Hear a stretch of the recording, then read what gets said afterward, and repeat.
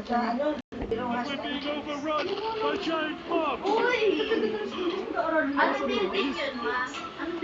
Why is the lake enchanted? An emotion! Better to the lake! A citizen has volunteered to swim to the bottom of the lake and pull out their plug. Ganito ba naman sana lagi ang picture eh. I'm gonna go play Fortnite until this blows over. Bakit naman ngayon, Yelo? Bunyati mo, kamay mo pa.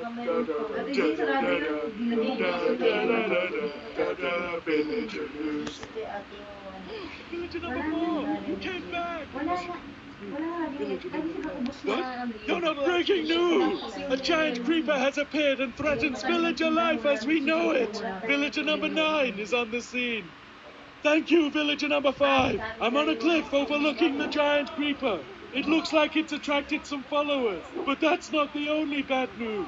The giant creeper's explosive force is now the same as 100,000 blocks of TNT! That's right, if that creeper explodes, it will be the end of the world! Also, it's heading for the village.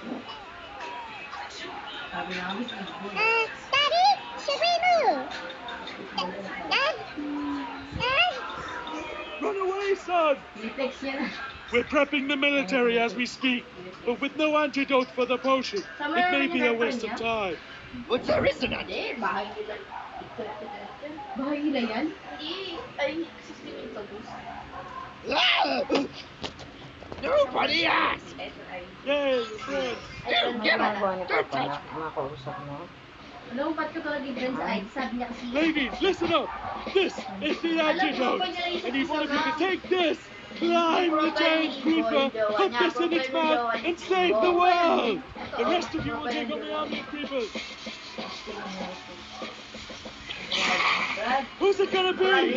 Step forward! What? No! Well done, soldier! Here's the antidote. And remember, the fate of the world depends on you. I'd like to say you're indispensable.